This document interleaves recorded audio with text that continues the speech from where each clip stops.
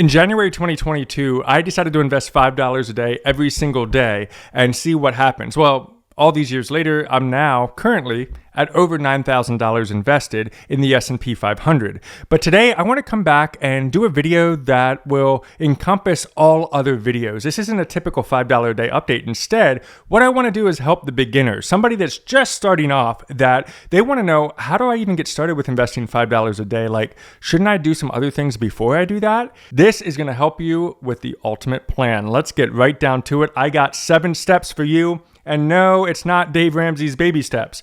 I know he has baby step 1 to 7. This is not that. Because even though I originally started with Dave's baby steps, and credit to them, they do a great job, I decided to change things up a little bit based on my own feelings about how it went for me going from baby step 1 to 7. This is really about how do you get started with $5 a day. A lot of times on my videos, when I do my update videos, people will comment. And the number one comment is, well, shouldn't you have an emergency fund, or shouldn't you do debt first, or what should I do? Here's the plan. We're going to go through steps 1 to 7 and how I would do this now that I've been doing this for well over 10 years. Let's start with number 1. Now, I'm going to give you a spoiler alert. Investing $5 a day, that's actually step number 3. So let's rewind really quick. We got to go back to step number 1. And step number 1 toward getting your financial situation in order is to first have an emergency fund built. That is so important. And it aligns with Dave Ramsey's baby steps. Why? Because emergency funds are those things that help you from the stupid things that happen in our everyday life. You can avoid it all you want, but it's going to creep up on you. Your stupid tire on your car is going to go flat, and it's going to cost $400 to fix it because you're going to need this, that, and the other thing. Or your air conditioning is going to go out, and let's say you own your home. Well, now you got an HVAC issue you got to deal with. Or something else really terrible is going to happen. It's going to cost a lot of money, and if you don't have any cash available, you get stuck. And getting stuck is not good. So what do you start with? Whatever works best for you. The point is, though, you're going to want to put it in a high yield savings account, not an investment account, just a simple old savings account. Believe it or not, I use American Express high yield savings account. They currently pay a high market rate. Right now, it's anywhere from 3 to 4%, and that varies based on the market, but they always tend to be a little bit higher than a standard bank savings account. So I save my money. My emergency fund is over with them, and I just let it sit. And if I need it, the cash is available. That is number 1, the most important thing you can do. After that point, let's move on to step number 2.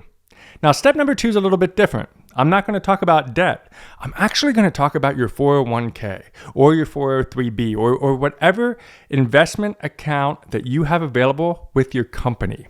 A lot of times I offer special benefits if you invest in your retirement. Typically, more than not, it's going to be a 401k. And if you're a private employee, probably a 403b. The reason I say that is I look back on my time going through the baby steps, and I think, oh my gosh, I could have made so much money by just investing the minimum, the base minimum in my 401k, instead of totally stopping my 401k altogether and putting it toward debt. I know that I'm going to disagree with the Ramsey group on this. I get it, but I do the calculations and it bothers me. So just a small little 1%, or if your company matches up to 6%, do that, because that return on investment is significant. We're not even talking about an investment return of the stock market. We're talking about the fact that some companies will match your contributions 100%. So let's say, for example, your company matches 4% of what you put into your retirement. Why wouldn't you take advantage of that? That's like giving up a 4% raise every year. Your company's trying to give you money by investing in yourself, and you're turning it down. And the longer it takes you to get out of debt, the more you're pushing that off. So number 2 is start with matching your full potential in your 401k. So if your company matches 2%, go up to 2%. If your company matches 6%, go up to 6%. And that's where you just kind of set it and forget it. Let that happen. Pretend you got yourself a 6% pay cut, but you actually got yourself a 6% raise because they're matching it. That's why number 2 is so important. Now, moving on to number 3. As I gave you with a spoiler alert, we're going to invest $5 a day. So now we're at a point where we're having some fun. This is where you can have some fun in the stock market. You have some extra cash maybe sitting around and you're kind of like, I'm gonna have some fun with this. I wanna invest because everybody talks about investing. And I got my 401k underway, but people talk about investing outside of a 401k, something that they could like cash out at any moment and use to buy a new car or use to have fun, go on vacation, or build up a lot of money and eventually retire early. How do I get started on something like that?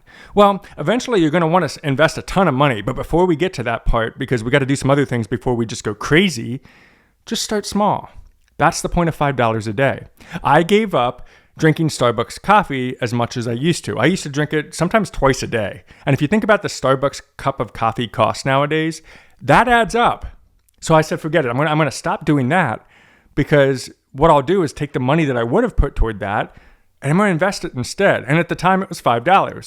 $5 a day. January of 2022, I started that. And I've been doing it ever since. And I'm going to keep doing it until, I need the money. So that's the beauty of that. Start with just $5. Now what you have is a 401k retirement plan building up. You got your emergency fund to help you out if you need it. And now you're just having some fun with a $5 a day investment challenge. Cool. That's great. Let's move on to step number 4. Step number 4, now we're going to get into the paying off the debt. Everything else is on cruise control. Once your emergency fund is built up, you're chilling. Once your 401k match is set, you don't have to touch it. Once $5 a day is set up on auto draft, you don't have to touch it. So everything else is like happening now in the background. You can forget it even exists. Now what you're doing is you're doing the active part. And the active part is taking every single dollar that you can find and paying off your debts from smallest to largest as fast as you can. And I do agree with Dave on this one. I don't go after the high interest debt first. I go after what the smallest one is first instead. And the reason for that is I found benefit in myself. When I paid off that small debt, I don't care what the interest rate was, I just paid it off. I was like, I never have to worry about this stupid thing again. That is so exciting. And I got like pumped up about it. And I hear a lot of other people get pumped up about it when they pay off their debts. Start with the small one. So that way we can celebrate you when you pay that stupid thing off, shoot it to the curb and forget all about it. Then you move on to the next one. Then you move on to the next one. And all the while, you're taking the money that you were paying on the other one and snowballing it up to be even more aggressive on the next debt until you pay off all the consumer debt. We're talking about student loans. We're talking about car debt. We're talking about credit cards. All that stupid stuff except for your mortgage. Mortgage is going to take a little bit longer. We'll forget about that for now. Now we're going to move on to number 5. After you pay off your consumer debt, you want to increase your investments. This is critical. This is where you graduate from $5 a day. This is where people in the video will sometimes comment, why would you just stay on $5 a day? Well, I'm not. I'm doing other investments too. And you should as well. Don't just get stuck on a $5 a day investment. Maybe somewhere else, start building up like a financial independence portfolio. Take as much money as you possibly can and start throwing it into an investment account. I invest in Roth IRA. I invest in a taxable brokerage account and a 401k. That's the fun of having extra money. And then what you can do is watch your net worth grow over time. Sure, there's going to be days that it goes down. There's going to be days and months and weeks and even years that the stock market doesn't do well. But it always goes back up, usually in the next year or two after.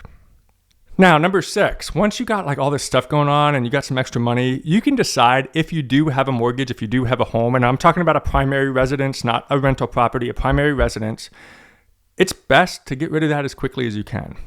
And a lot of people they disagree with me on this. They do. But the reason I love having a paid off home is I don't have to worry about the biggest expense every month anymore. That is the beauty. Now, a lot of people will push back and say, well, you still have to pay home insurance and you still have to pay property tax. Oh, who cares? Because at the end of the day, the mortgage was always much more than those two things. And again, I know some people that live in California and New York, it might still be a lot of money. But even if it is a lot of money for your tax and insurance, theoretically, your mortgage was a lot more than that. So getting rid of that bulk of your housing, oh man, that's a good feeling. So try to find an opportunity, if you have extra money after steps 1 through steps 5, to start killing the mortgage a little bit faster than you were just paying the base minimum. Just even $100 extra a month toward a mortgage can drastically reduce the total interest that you're going to pay over the life of the loan. Increasing it by $1,000 a month, oh my God, you're going to be killing it.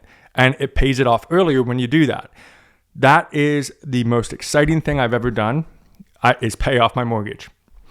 Hate it or not, I know I'm going to have some people out here that are super excited about that idea. And if you are, comment down below that you're part of the mortgage dream team. You're my kind of people. And step 7, I don't know why I put step 7 here. I mean, at the end of the day, once you hit step 7, that means your paid off mortgage is gone. Like your mortgage is gone. You're just killing it at this point. Like you paid off your house, your investments are increased. Maybe you still have your $5 a day challenge going at the same time.